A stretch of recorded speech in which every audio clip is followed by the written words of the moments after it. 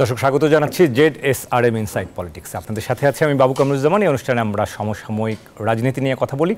আমরা জানি যে এই মুহূর্তে অন্তর্বর্তীকালীন সরকার দায়িত্ব নিয়েছে, রাষ্ট্রের যে সংস্কার, রাষ্ট্রের যে অগ্রাধিকার নিয়ে তারা কাজ করছেন এবং এই সময়ে আসলে সরকারের অনেক চ্যালেঞ্জ রয়েছে। সেই চ্যালেঞ্জ পেরিয়ে আমাদের নতুন বাংলাদেশ বিনির্মাণের যে স্বপ্ন, সেই স্বপ্ন পূরণের যেমন আকাঙ্ক্ষা রয়েছে, তেমনি একই সাথে নেতৃত্বের মধ্য দিয়ে নতুন বাংলাদেশের আসলে উদ্ভব হবে। সেই বাংলাদেশটি কেমন হবে তা নিয়ে আজকে আমরা একটু বিশ্লেষণ করতে চাই, কথা বলতে চাই। আমাদের সঙ্গে স্টুডিওতে আজকে তিনজন অতিথি রয়েছেন। আমাদের সঙ্গে এই সময়ের আমরা জানি যে এই আন্দোলনের সব থেকে বেশি সামনে থেকে যারা নেতৃত্ব দিয়েছেন শিক্ষার্থী এবং শিক্ষক, তাদেরকে আমরা পেয়েছি এবং তারাই আজকে আমাদের স্টুডিওতে রয়েছেন। ডক্টর মোশরেকা অদিতি হক রয়েছেন আমার ডান পাশে, সহযোগী অধ্যাপক, চট্টগ্রাম বিশ্ববিদ্যালয় এবং একই সঙ্গে বিশ্ববিদ্যালয় শিক্ষক নেটওয়ার্কের সদস্য তিনি।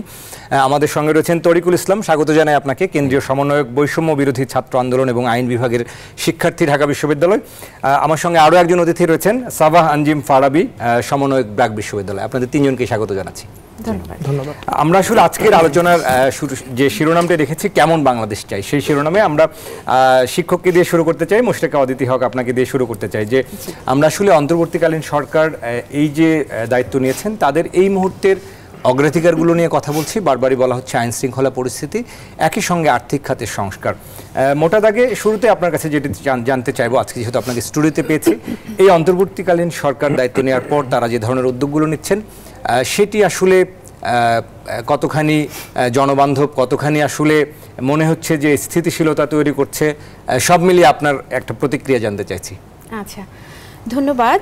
আমি প্রথমেই বিশেষভাবে ধন্যবাদ জানাতে চাই নিউজ 24 এর এই অনুষ্ঠান যারা দেখছেন এবং শুনছেন, এবং আমি বিশেষভাবে আমার গভীর শোক জানাচ্ছি আমাদের এই আন্দোলনে, এই নতুন মুক্তিযুদ্ধে যারা যে সমস্ত প্রাণ শহীদ হয়েছেন, এবং আমি গভীর সমবেদনা জানাই তাদের পরিবারের প্রতি, কারণ যার যায় সে বোঝে আসলে। হ্যাঁ, তো সেক্ষেত্রে আপনি যে প্রশ্নটি করেছেন আমি সেখানে ফিরে যাচ্ছি যে আমাদের নতুন একটা শুরু হয়েছে। আমি বলবো যে হয়তো এই পরিবর্তনের প্রস্তুতি অনেকদিন ধরেই ছিল, আমাদের মানসে, আমাদের মননে ছিল, আমরা সবাই চিৎকার করে বলতে চেয়েছি, তারপরে সেটি সত্যি হয়ে গেছে। হ্যাঁ, মানে সেই ব্যাপারটি সত্যি ঘটেছে, এবং তারপরে আমার মনে হয় যে এই যে আমরা বিজয়টি পেয়েছি, এই বিজয়ের পরবর্তীতেই আসলে একটা অদ্ভুত অনুভূতির ভেতরে আমরা আসলে আমাদের প্রতিটি দিন পার করছি। আমরা আমাদের নতুন সম্মানিত উপদেষ্টা মণ্ডলীকে পেয়েছি এবং আমরা দেখছি যে কিভাবে তারা তাদের দায়িত্বগুলো বুঝে নিয়েছেন এবং খুব দ্রুতই চেষ্টা করছেন তাদের কাজের জায়গাগুলোতে খুব একটা নতুন কিছু দেখানোর বা আশা জায়গা নিয়ে যে পথগুলি রয়েছে সেগুলির দ্বার আর উন্মুক্ত করার ক্ষেত্রে। একটি কথা বলবো যে চাপ তো রয়েছে, প্রত্যাশার চাপ আছে, মানে ভীষণভাবে প্রত্যাশার চাপ আছে তাদের প্রতি। তবুও আমরা যদি দেখতে চাই যে আসলে এই সময়ে আমাদের একদম আশু করণীয় যে বিষয়গুলিতে ওনারা মনোযোগ দিচ্ছেন, সেই ব্যাপারগুলোতে আমার মনে হয় যে সবে তো শুরু। তারপরেও গুরুত্বপূর্ণ যে জায়গাগুলো আমরা বলতে চাই সেটা হচ্ছে যে গোটা একটা ব্যবস্থার পরিবর্তন, যে একটা ভীষণ একটা স্বৈরতান্ত্রিক সময় আমরা গেছি, এবং এই সময়ে আমি সবসময় বলি যে একটি ছোট বাচ্চাও কিন্তু শিখেছে ফ্যাসিজম ওয়ার্ডটি আসলে কি। তো সেই জায়গা থেকে গোটা ব্যবস্থার পরিবর্তনে প্রথমেই যে জায়গাটা দেখা দরকার সেটা হচ্ছে যে আমাদের কোনো চর্চার ক্ষেত্রে আমরা যেন স্বৈরতন্ত্রী না হয়ে যাই আবারও, সেই জায়গাটি মনে হয় প্রতিহিংসার রাজনীতিতে যেন একদমই তাই। তো সেই সংস্কৃতির জায়গাটা আমরা প্রতিদিনই আসলে আমরা নতুন কাজ শুরু করছি, আবার একই সাথে আমরা সংস্কৃতির চর্চাও সম্ভবত শুরু করেছি। এক নাম্বার তো একটা ব্যাপার সেটা হচ্ছে যে সংবিধানের যে বৈষম্যপূর্ণ অগণতান্ত্রিক জায়গাগুলো আছে সেগুলোর মেরামত করা। কারণ আমরা জানি যে অন্তর্বর্তীকালীন উপদেষ্টা যারা রয়েছেন তারা খুব দীর্ঘ সময়ের জন্য থাকবেন কিনা সেটা তো সময় বলবে, কিন্তু আসলে তো শেষ পর্যন্ত আমাদের যাত্রাটা গণযাত্রা, কিন্তু একটা খুব গণতান্ত্রিক প্রক্রিয়াতেই যেতে হবে, আমাদের নির্বাচনী প্রক্রিয়ার দিকেই যাওয়া। তো আসলে তার জন্য রাস্তাটা তৈরি করা। তো সেই জায়গা থেকে আমার মনে হয় সংবিধানের এই অগণতান্ত্রিক বৈষম্যপূর্ণ জায়গাটা একটু মেরামত শুরু করে দেওয়া, যাতে এটি মোটামুটি একটা প্রতিষ্ঠার পথ তৈরি হয়ে যায়, সেই জায়গাটা একটা দেখার ব্যাপার আছে। তারপরে হচ্ছে যে আমাদের ক্ষমতার কিন্তু চেক এবং ব্যালেন্সটা নাই। হ্যাঁ, সব জায়গায় যেমন আমরা দেখেছি যে সরকার, আইন, বিচার ব্যবস্থা সবগুলির কিন্তু একটা সমন্বয়করণ খুব জরুরিভাবে দরকার ছিল, এবং দেখা যাচ্ছে যে সেটার একটা বড় ধরনের ভারসাম্যহীনতা আমরা বিগত বছরগুলোতে দেখেছি। আরেকটি বিষয় বলতে চাই, অনেক সময় রাষ্ট্রপতি এবং প্রধানমন্ত্রীর তাদের যে ক্ষমতার ভারসাম্য সেটাও কিন্তু অনেক সময় আমাদের বাংলাদেশ মিস করে গেছে, নানা সময় আমরা দেখেছি সেটা।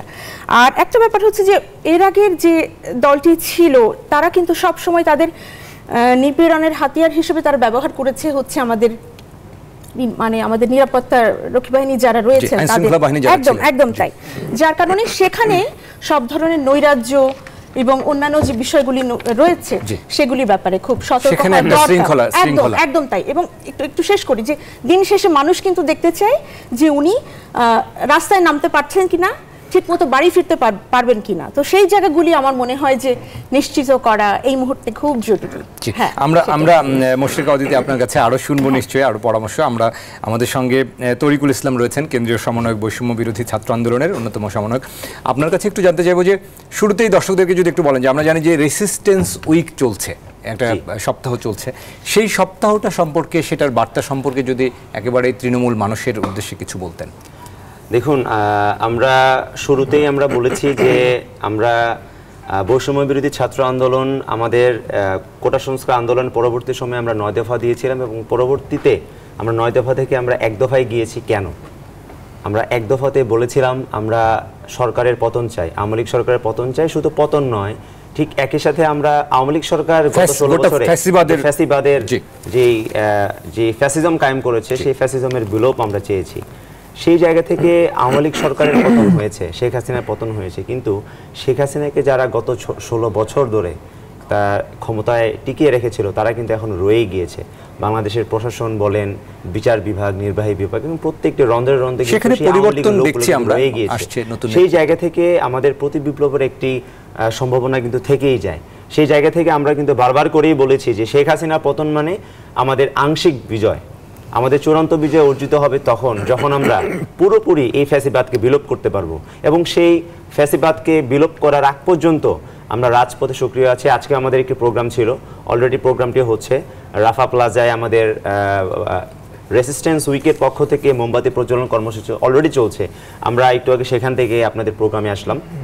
তো আমরা একটি কথা আমাদের দেশবাসীর কাছে একটি কথা স্পষ্টভাবে বলতে চাই যে আমরা ছাত্র সমাজ একটি নতুন বাংলাদেশ গড়ার জন্য আমরা এই আন্দোলন করেছি।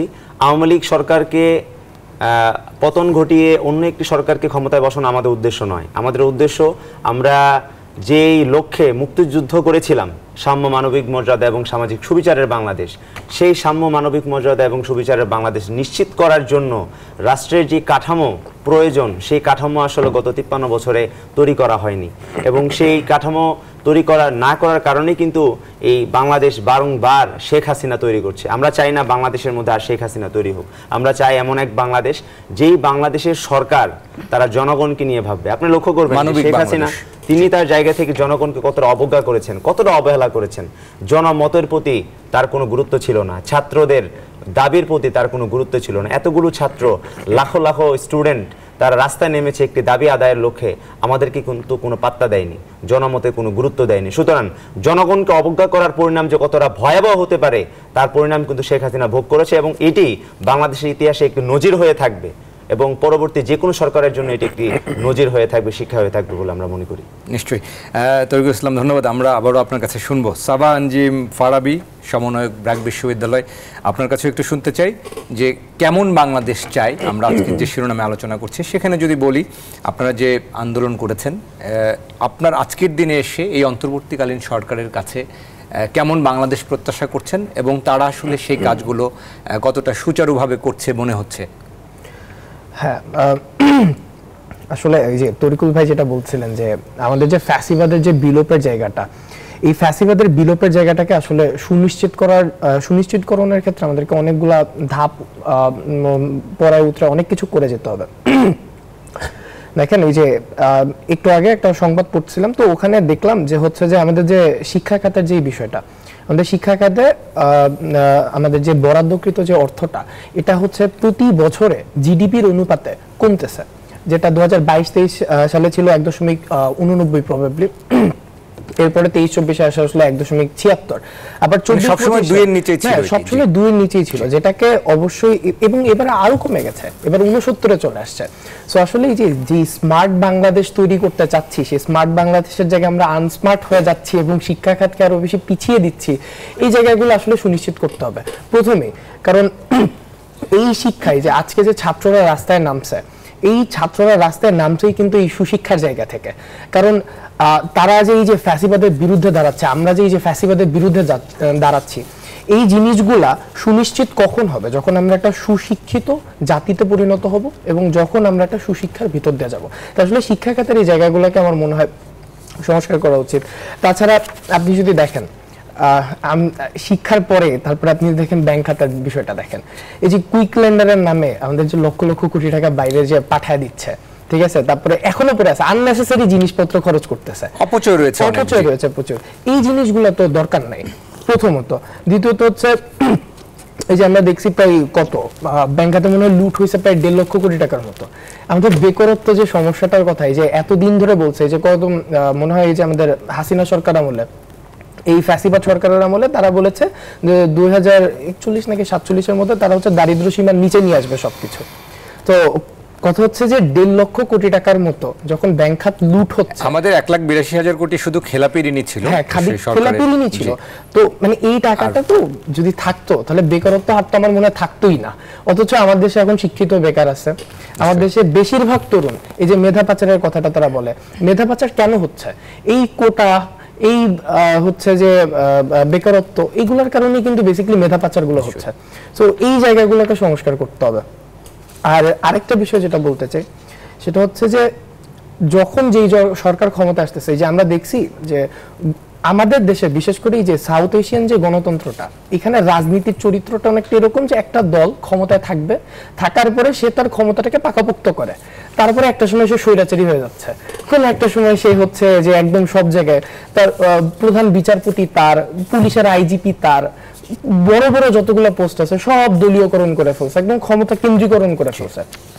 এই জায়গাগুলো বিকেন্দ্রীকরণ করতে হবে এবং একটা বৈষম্যবিহীন এমন একটা বাংলাদেশের জন্ম দিতে হবে যেখানে প্রতিটা মানুষের অধিকার সুনিশ্চিত হবে। নিশ্চয়ই সাবা আঞ্জিম ফারাবি, অনেক ধন্যবাদ। আমরা মুশরিকা অদিতি হক আপনার কাছে আরেকবার আসতে চাই। আমরা যে বৈষম্যহীন বাংলাদেশের কথা বলছি, যে বাংলাদেশ আমরা আসলে চাই সবারই প্রত্যাশা, যেটি আসলে জনমতের যে শেষ পর্যন্ত আসলে প্রতিফলন হয়, অর্থাৎ জনগণই যে আসলে শক্তিশালী সেটি প্রমাণিত হয়েছে এই আন্দোলনের মধ্য দিয়ে। আমরা দেখেছি যে আজকের ক্ষমতার দম্ভে যাদের হুঙ্কারে আসলে ভয়ে কাঁপত মানুষ, তারা কিন্তু এখন আজকে কাঠগড়ায় রয়েছেন। অর্থাৎ আমরা দেখলাম যে সেখানে সালমান এফ রহমানের মতো একজন প্রতিপত্তিশালী, অর্থাৎ ক্ষমতা যে কখনোই চিরস্থায়ী নয়, সেটি আমাদেরকে আবারও মনে করিয়ে দিল।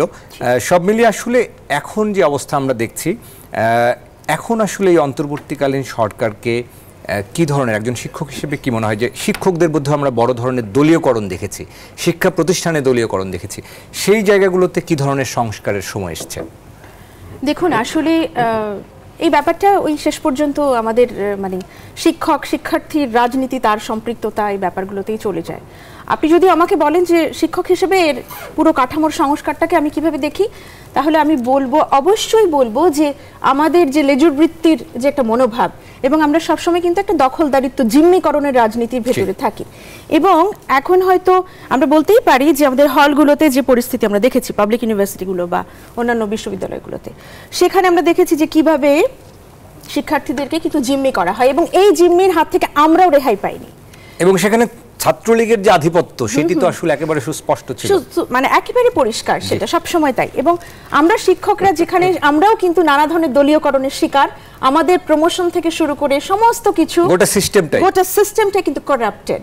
তো এই সংস্কারের জায়গা আসলে সবকিছু শেষ পর্যন্ত আপনার রাষ্ট্রের কেন্দ্রীয় জায়গায় আপনার পরিবর্তনের জায়গাটা কি হবে, সেটাই আসলে মাপকাঠি তৈরি করে দেবে। অবশ্যই আপনার রাষ্ট্রকে একটা পার্টিকুলার এইম তৈরি করতে হবে, গোল তৈরি করতে হবে, তাকে জনবান্ধব হতে হবে। সে কিন্তু বলে দেবে যে আমি কি ধরনের বিশ্ববিদ্যালয় দেখতে চাই, কি ধরনের সিস্টেম, কি ধরনের স্ট্রাকচার সেখানে আমি দেখতে চাই। সেই জায়গাটা আমার মনে হয় এই বদলটা আনতে পারে। নিশ্চয়ই আমরা অর্গানিক একটা কানেকশনের মতো। জি মুশরিকা, আমাদের একটা বিরতি নেবার সময় হয়েছে, ফিরে এসে আমরা আরো কথা বলবো। দর্শক, ইনসাইড পলিটিক্সে আমরা কেমন বাংলাদেশ চাই এই শিরোনামে আজকে আলোচনা করছি। আশা করি আলোচনার সাথে থাকবেন। ছোট্ট একটা বিরতি থেকে ফিরছি।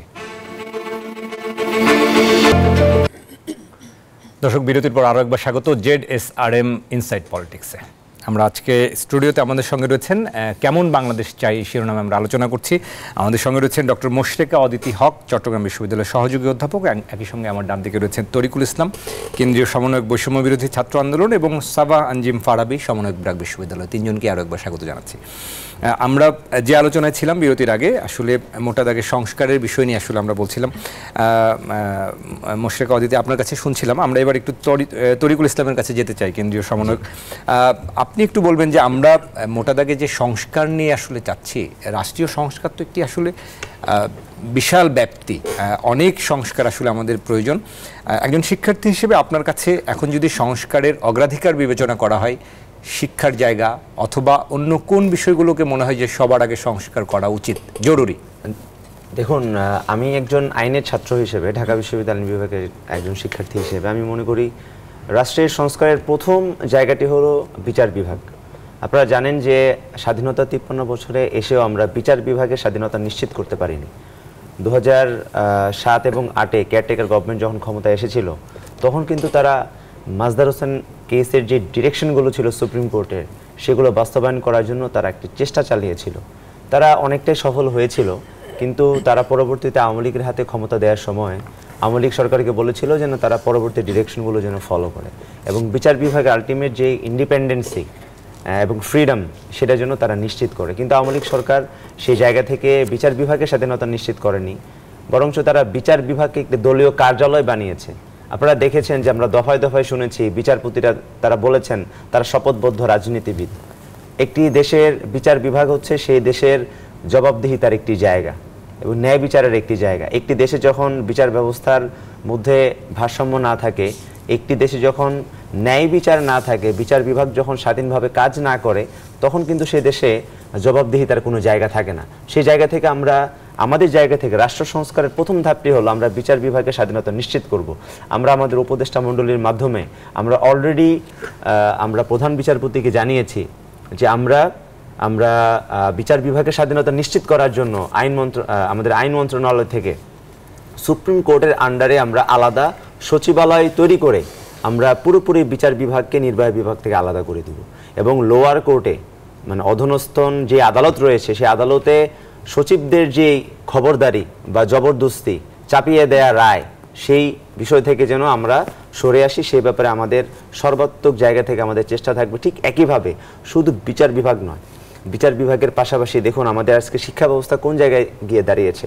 আমি ঢাকা বিশ্ববিদ্যালয়ের ছাত্র এবং আইন বিভাগের ছাত্র, এবং ঢাকা বিশ্ববিদ্যালয় আইন বিভাগে পড়তে হয় বাংলাদেশের সবচেয়ে মেধাবী স্টুডেন্টরা, কিন্তু এখান থেকে বের হয়ে আমার বন্ধু বান্ধবরা তারা আজকে 5-6 বছর ধরে তারা বেকার, তারা চাকরি পাচ্ছে না, কোটায় তারা চাকরি পাচ্ছে না, বরং অন্যান্য যেই জব সেক্টরগুলো রয়েছে সেগুলোতেও ডিমান্ড তৈরি করা হয়নি, যার কারণে কিন্তু বাংলাদেশের সর্বোচ্চ বিদ্যাপীঠে পড়াশোনা করেও আজকে শিক্ষার্থীরা বেকারত্ব তারা হতাশ হচ্ছে। এবং আপনি যদি ঢাকা বিশ্ববিদ্যালয়ের লাইব্রেরিতে যদি আপনি কখনো যান, তাহলে দেখতে পাবেন যে কি একটা হাহাকার।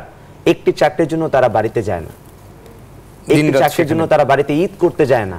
বাড়িতে ঈদ করতে যায় না কেন? যেন বাড়িতে গেলে একজনকে প্রশ্ন করবে তুমি কি করো, তোমার চাকরি কি, বা একজন একটি চাকরির জন্য বিয়ে করতে পারছে না।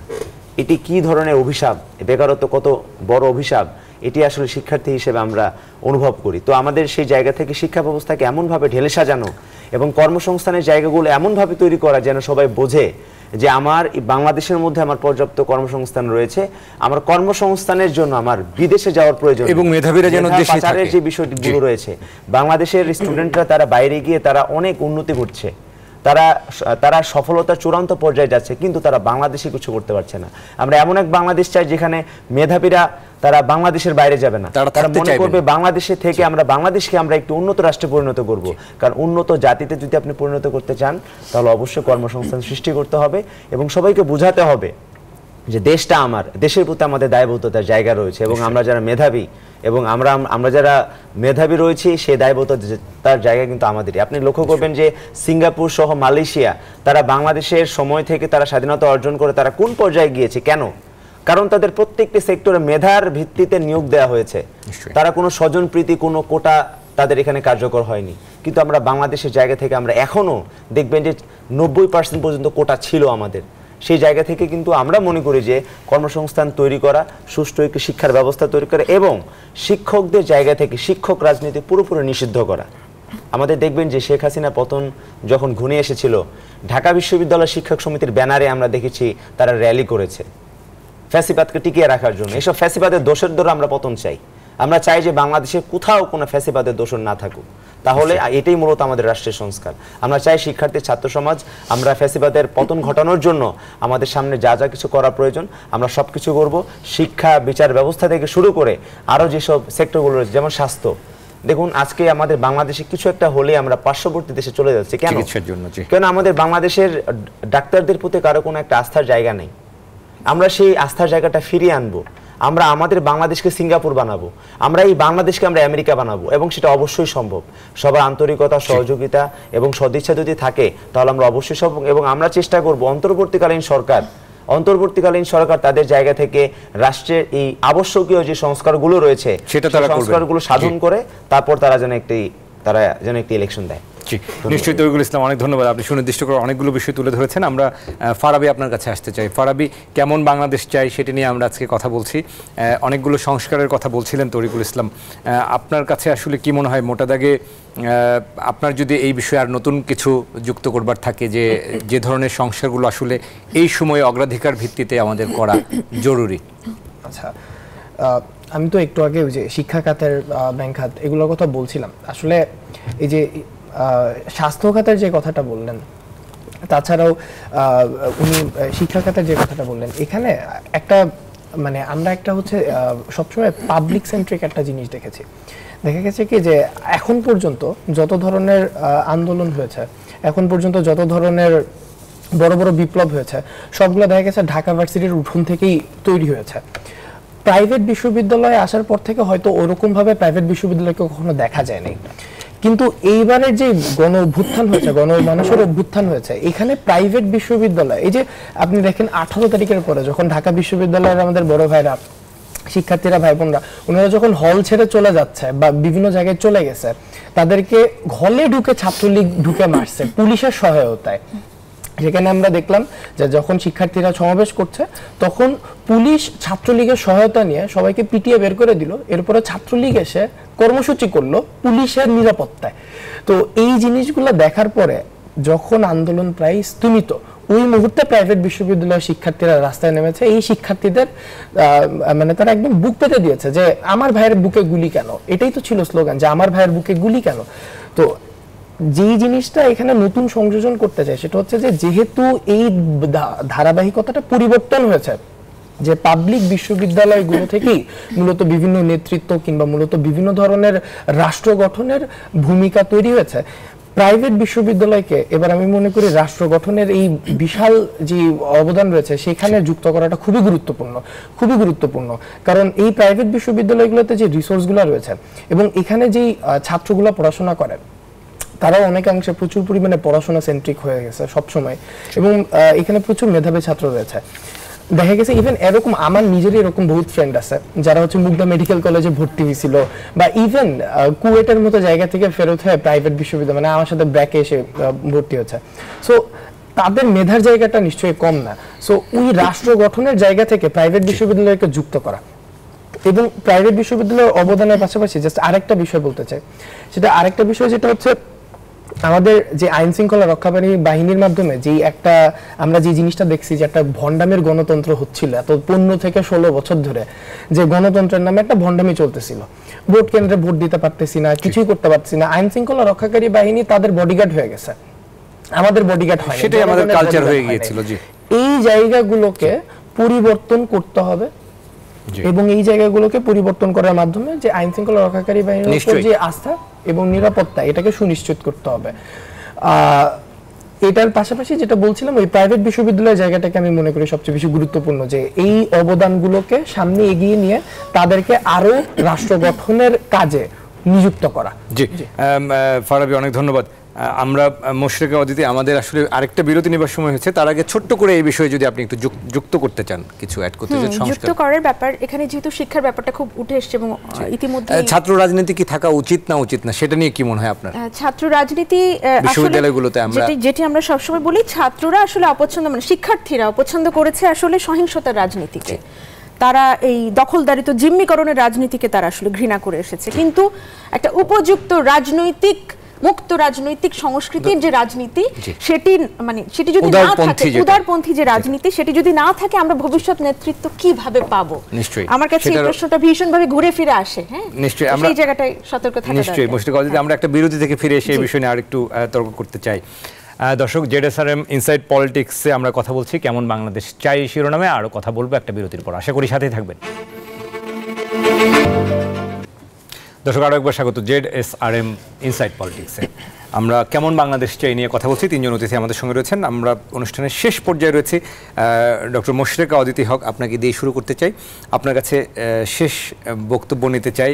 বিশ্ববিদ্যালয়ের এখন যে আমরা আসলে এই যে অন্তর্বর্তীকালীন সরকার, আমরা একটা আকাঙ্ক্ষার বাংলাদেশ এবং যে বাস্তবতা, একই সঙ্গে নেতৃত্বের সমন্বয়, এটি আসলে আমাদের হয়তো সাফল্য নিয়ে আসবে। আপনি শিক্ষক হিসেবে কি পরামর্শ দেবেন যে বিশ্ববিদ্যালয়ের শিক্ষকদেরই বা এখন আসলে কি করণীয় রয়েছে?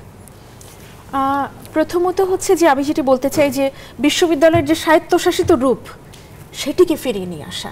হ্যাঁ, এবং এই ব্যাপারে অনেক বেশি কথা বলা এবং নিজেদের মতের যে জায়গাগুলো, সেগুলো অনেক বেশি সমন্বয় করা।